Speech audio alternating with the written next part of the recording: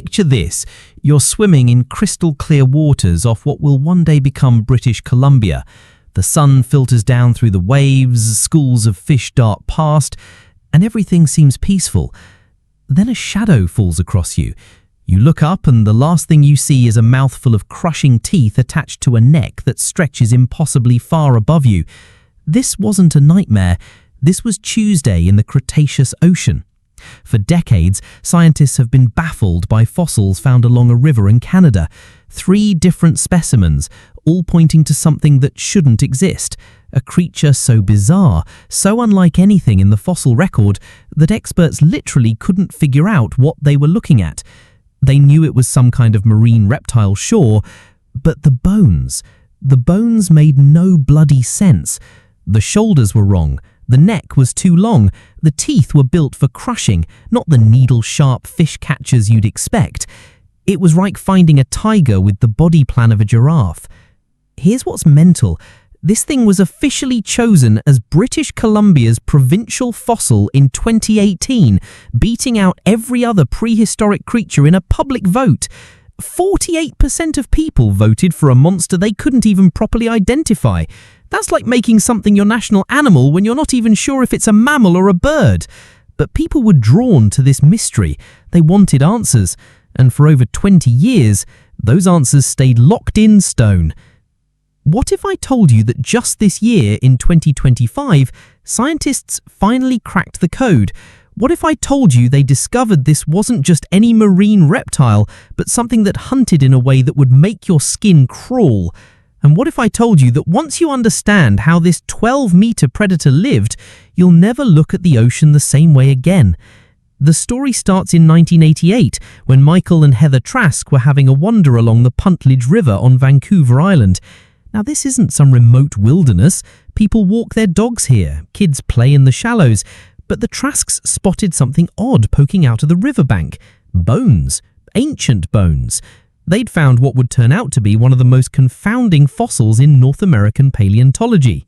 The rocks along the Puntledge River are about 85 million years old, from a time when sea levels were much higher and most of British Columbia was underwater. This was the late Cretaceous, when T-Rex was stomping around on land, while the seas belonged to an entirely different set of monsters.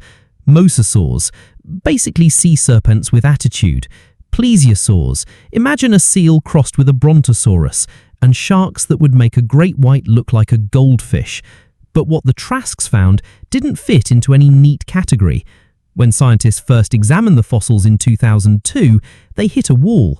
The creature was clearly some kind of elasmosaur, those long-necked marine reptiles you've probably seen in artist reconstructions gliding through prehistoric seas. But this one was off. Way off. Let me paint you a picture of what they were seeing. Elasmosaurs typically had these elegant, swan-like necks attached to compact bodies with 4 flippers. They'd cruise through the water, using that long neck to sneak up on fish from below or the side. Think of them as the herons of the Cretaceous seas, patient hunters with a reach that gave them an edge. But this thing, first off, the neck was ridiculous, at least 50 vertebrae, possibly more. We're talking about a neck that could stretch maybe 7 or 8 meters. That's the height of a 2-story house. But it wasn't just long, it was built differently. The bones showed adaptations for powerful downward movement. Not side to side like you'd expect for catching fish, straight down. Then there were the teeth. Most elasmosaurs had these thin, needle-like teeth perfect for snagging slippery prey. This creature had heavy, robust crushers, the kind of teeth you'd use for, well, crushing things, hard things, things with shells. But here's where it gets properly weird. The shoulders. One scientist who examined them said they were unlike any plesiosaur he'd ever seen, and this bloke had seen more than a few. The shoulder girdle was built in a way that suggested massive power for downward strokes, not for speed, not for maneuverability, for striking downward with incredible force. Now, to understand just how bizarre this is, you need to know a bit about how marine predators usually work. In water, most hunters attack from below because that's where the advantages are. You're hidden in the darker depths, your prey is silhouetted against the surface, and you can build up speed for the strike. It's like why sharks, orcas, and even prehistoric marine reptiles typically came from beneath. Attacking from above in water is actually quite difficult. You're visible against the bright surface, you're fighting buoyancy, and you can't build up the same momentum. It's like trying to hammer a nail while floating in space, possible but not ideal. Yet here was a creature specifically built to do exactly that. For years, more fossils turned up, an isolated arm bone here, a beautifully preserved juvenile skeleton there. Each discovery added pieces to the puzzle, but the picture still wouldn't come together. Scientists knew they were looking at something special, something new. But without a complete understanding of what this animal was, they couldn't give it a proper name or place in the evolutionary tree. The juvenile skeleton was particularly puzzling. Usually, young animals give you clues about their ancestry. They often retain primitive features that adults lose. But this youngster was just as weird as the adults. Same bizarre shoulders, same strange neck adaptations. Whatever this thing was, it was born weird and stayed weird. Meanwhile, the fossils became celebrities in their own right. They went on display at the Courtney District Museum. School kids came to gawk at them. Tourists took selfies with the bones of a creature that didn't even have a proper name. The museum had to put up signs basically saying, "We don't know what this is either, but isn't it cool?" In 2018, when British Columbia held a vote for an official provincial fossil, this mystery monster won by a landslide. Think about how mad that is. Here's a creature so enigmatic that scientists couldn't even agree on what to call it, and the public chose it over every other prehistoric animal found in the region. It's like declaring a UFO as your national aircraft. But there was something about this mystery that captured imaginations. People wanted to know, what was this thing? The campaign to make it the provincial fossil was actually quite charming. Paleontology enthusiasts spent 5 years building support, creating educational materials about this mysterious creature. They couldn't tell people what it was exactly, but they could share the mystery. And British Columbians loved it. When the vote came, the mystery monster crushed the competition. The breakthrough came when an international team of scientists decided to take another crack at the mystery. They had new technology, new techniques, and, crucially, they had that juvenile skeleton to work with. The team included experts from Canada, the United States, and Chile, because sometimes it takes a global effort to solve a prehistoric puzzle. What they found turned everything on its head. This wasn't some evolutionary dead end or weird offshoot. This was a highly specialized predator with a hunting strategy that was completely mental for its time. Remember those crushing teeth, the super long neck with downward flexibility, the powerful shoulders built for striking down. It all suddenly made sense. This creature hunted from above. Let that sink in for a moment.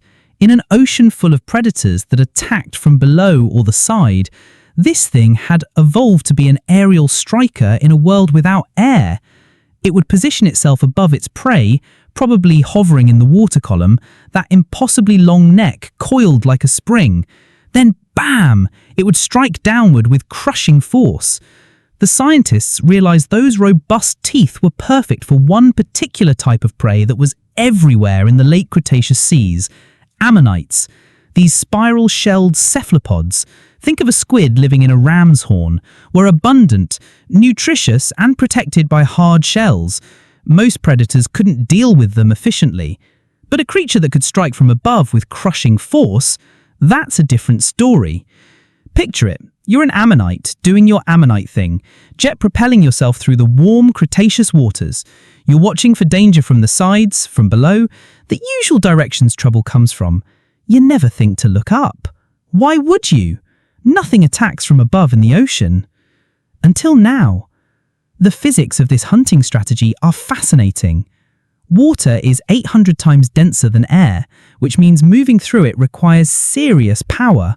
For most predators, the path of least resistance is horizontal or upward movement, but Traskasaura had evolved specifically to power through that resistance in a downward strike. Those massive shoulder muscles weren't for swimming fast, they were for delivering hammer blows from above. The team finally had enough evidence to give this creature a proper name, Traskasaura sandrae. The first part honours the Trasks who found that first skeleton. The species name honours Sandra Lee O'Keefe, who, like one of the scientists who first studied these fossils, was a warrior in the fight against breast cancer. But here's what really gets me. Traskasaura wasn't just weird for the sake of being weird. It represented something revolutionary in marine predator evolution. It was possibly one of the first plesiosaurs to develop this hunting strategy. While its cousins were still doing the traditional sneaky snake routine, Traskasaura had found a completely new way to make a living.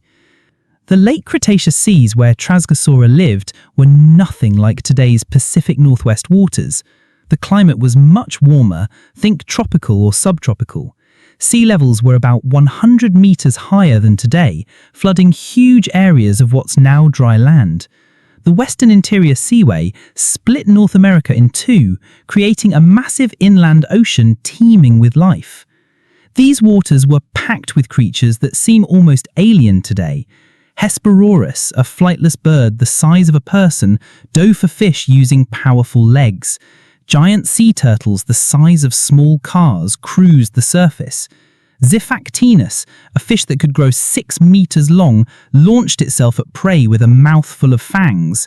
And everywhere, absolutely everywhere, were ammonites. Ammonites were the snack food of the Cretaceous seas. These shelled cephalopods ranged from coin-sized to monsters with shells 2 meters across. They filled every ecological niche. Some were active predators, others filter feeders. Some lived in the open ocean, others hugged the sea floor. But they all had one thing in common, a hard shell that most predators struggled to crack. Think about what this means for the ecosystem. Every niche, every possible way of making a living in the ocean had some creature evolving to fill it. The Cretaceous seas weren't just full of monsters, they were full of specialized monsters, each with their own unique way of turning other creatures into lunch. And Traskasaura's strategy was brilliant. By attacking from above, it could target prey that other predators struggled with. It didn't need to be the fastest or have the sharpest teeth, it just needed to be in the right position and strike at the right moment. It's the same principle that makes hawks and eagles such effective hunters today, except this was happening in an environment where up and down are relative concepts. The juvenile skeleton tells us even more. Young Traskasaura already showed the weird shoulder adaptations, suggesting this hunting behavior wasn't learnt, it was hardwired. From birth, these creatures were built to be death from above. Baby Traskasaura probably started by targeting smaller shelled creatures, graduating to larger prey as they grew. But what would it have been like to encounter one of these things? At 12 meters long, an adult Traskasaura would have been an absolute unit. Most of that length was neck, sure, but we're still talking about an animal the size of a bus with the reach of a construction crane. In the murky waters of the Cretaceous, you might not even see it coming until that crushing mouth was already descending on you. The neck itself was a marvel of engineering. With potentially 50 or more vertebrae, it had incredible flexibility, but only in certain directions. The bone structure shows it could coil and strike downward with tremendous force, but lateral movement was limited. This wasn't a neck for chasing agile prey through the water. It was a specialized striking tool, like a biological pile driver. And those teeth. Let's talk about those teeth. While most elasmosaurs had pencil-thin teeth numbering in the hundreds, Traskasaura had fewer but much more robust ones. Each tooth was a crushing tool designed to punch through shells and exert massive pressure. The jaw muscles must have been incredible, able to generate forces that would crack ammonite shells like walnuts. The scariest part? Traskasaura probably wasn't alone. If one species evolved this hunting strategy, others might have too. The Cretaceous seas could have been full of these vertical strikers, turning the entire water column into a killing field. Nowhere was safe. Not the bottom, not the surface, and definitely not the middle. Recent studies of marine ecosystems show that when one predator develops a new hunting strategy, it often triggers an evolutionary arms race. Prey species develop countermeasures, which leads predators to evolve new tactics, and so on. In Traskasaura's time, we might have been seeing the beginning of such a race. Perhaps some ammonites evolved thicker shells or better upward vision. Maybe some developed behaviors to avoid the killing zones where Traskasaura hunted. What's also fascinating is how this discovery changes our understanding of the entire region's prehistoric past. The Pacific Northwest, now known for its orcas and salmon, was once home to this bizarre experiment in predatory evolution. Every time someone walks along the beaches of British Columbia, they're walking where Traskasaura once hunted. The preservation of these fossils is remarkable when you think about it. For a marine creature to fossilize, a lot has to go right. The body has to sink to the seafloor quickly before scavengers tear it apart. It has to be buried rapidly in sediment. The conditions have to be just right to mineralize the bones. And then, 85 million years later, those rocks have to be exposed at exactly the right place for someone to spot them. But Traskasaura's reign didn't last forever. Like all the marine reptiles, it vanished at the end of the Cretaceous, 66 million years ago. The asteroid impact that killed the dinosaurs also ended the age of marine reptiles. The oceans went from being ruled by these massive predators to being almost empty of large vertebrates. It took millions of years for whales and sharks to fill those empty niches. What killed Traskasaura specifically? We don't know. Maybe the extinction event was too sudden. Maybe the ammonites died first, taking away its food source. Maybe the ocean chemistry changed too quickly for such a specialized predator to adapt. Whatever happened, Traskasaura's unique hunting strategy died with it. The end Cretaceous extinction was particularly brutal for marine ecosystems. The asteroid impact didn't just cause fires and darkness on land. It acidified the oceans, collapsed food chains, and created a mass die-off that eliminated over 75% of marine species. Specialized predators like Traskasaura, which relied on specific prey, would have been especially vulnerable. Or did it? Today's ocean has its own aerial strikers, in a way. Seabirds plunge from above. Some dolphins leap out of the water to slam down on prey.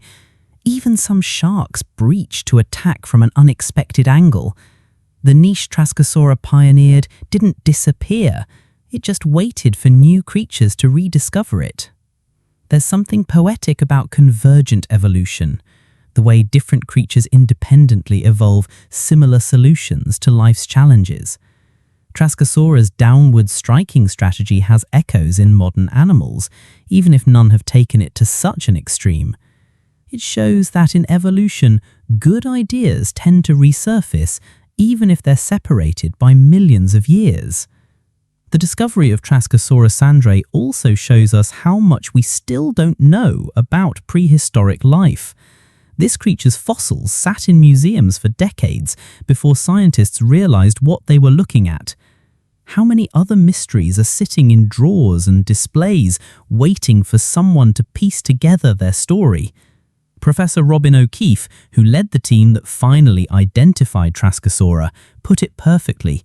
The fossil record is full of surprises. He should know. He spent his career studying marine reptiles, and even he was stunned by how weird this creature was. When someone who's seen countless prehistoric monsters calls something very odd, you know you're dealing with something special. It makes you wonder what else is out there. Every year, paleontologists discover new species that challenge what we thought we knew. Creatures that shouldn't exist according to our understanding of evolution, but did. predators with impossible body plans that somehow worked brilliantly for millions of years. And here's a thought that keeps me up at night. If something as large and successful as Traskasaura could remain a mystery for so long, what else have we missed? The fossil record only preserves a tiny fraction of ancient life. For every Traskasaura we find, how many equally bizarre creatures vanished without a trace? Consider this. We've explored more of the moon's surface than our own ocean floor. Now imagine how little we know about the ocean floors of 85 million years ago.